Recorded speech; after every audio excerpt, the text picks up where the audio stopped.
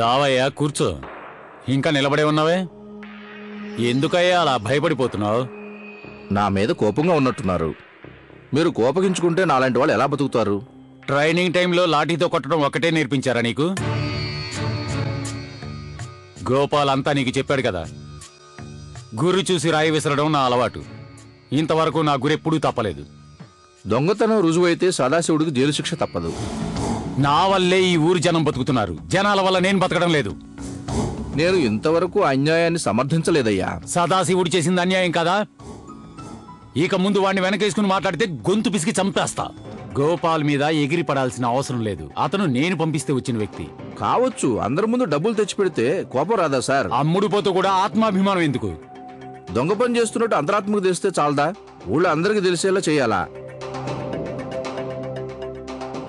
Case strong గా చేసి తీరాలి. సదాశివుడు ఊసల్లెక్క పెడుతూ జైల్లోనే ఉండాలి. అదే జరుగుతుంది సార్.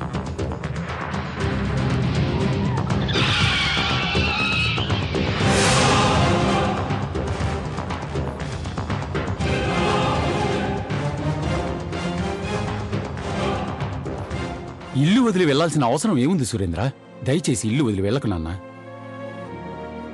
పెద్ద పెద్ద యంత్రాలతో చెక్కలు కోసే పని ఇంట్లో కూడా జరుగుతుంది నాన్నగారు. డిపోకి ఇంటికి తేడా లేకుండా పోయింది. డిపోలో పనే మాన్పించేస్తాను, సరేనా? మామిడి తోట ఉంది, కొబ్బరి తోట ఉంది, మొత్తం 50 ఎకరాలు మనకు చాలు. పద. మీ చెయ్యి చాలా పెద్దది నాన్నగారు. మీకు పూలు పండ్లు పనికిరావు. మీకు చెట్లు నరికే వ్యాపారమే కరెక్ట్. నేను వెళ్తున్నాను. ఎందుకు నీకంత పంతం? ఆ పరిస్థితి రావడానికి మీరే కారణం. నువ్వు అడిగింది ఎప్పుడైనా కాదన్నానా? కాదు అనలేదు. ఆ గోపాల్ లాగా మీరు ఆడమన్నట్టు ఆడే తోలు బొమ్మలా కూడా ఉన్నారు, అంతేగా. ఆ మహాదేవి నిన్ను ఆవహించినట్టుంది. అందువల్లనేమో పెద్ద పెద్ద మాటలు మాట్లాడుతూ ఉన్నావు నువ్వు.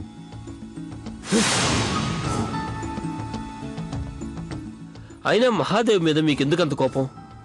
నాన్నగారు మీరు లాయర్ దగ్గరికి వెళ్లి కేసును తలకిందులు చెప్పి అడిగిన విషయం నాకు తెలియదు అనుకుంటున్నారా? చూడు సురేంద్ర, పెద్దవాళ్లు విభిన్నంగా ఆలోచిస్తారు. పెద్దవాళ్లు తీసుకునే నిర్ణయాలు ఒక్కోసారి చిన్నవాళ్ళకి తప్పుగా కనిపించవచ్చు. నాన్నగారు,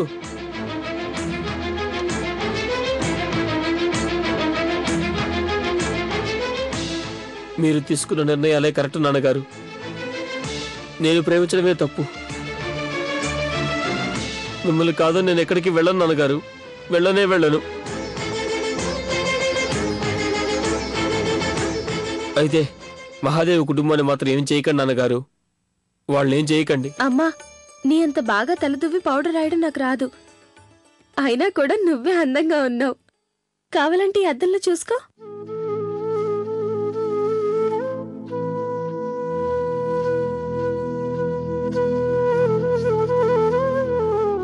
క్షమించమ్మా, పొరపాటు నోరు జారాను. లేదు మహాదేవి, ఒక్క క్షణం నేను కూడా ఎంతో సంతోషపడ్డాను. అద్దంలో చూసుకోవాలని ఊబలాట పడ్డాను. అందుకే కొంచెం బాధపడ్డాను. నాకు కళ్ళు లేవన్న బాధ కాదు, నీ మొహంలో సంతోషాన్ని నేను చూడలేకపోయాను అన్న బాధ. అలా ఏడవకమ్మా. నీకేడిపోచ్చేలా ఏ పని చేయనని నేను నాన్నగారికి మాటిచ్చాను.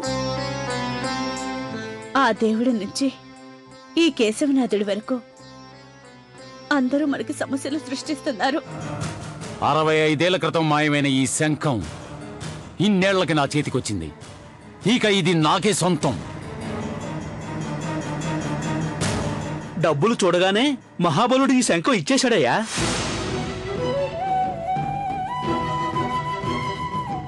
ఈ శంఖానికి అంత ప్రత్యేకత ఏమిటయ్యా?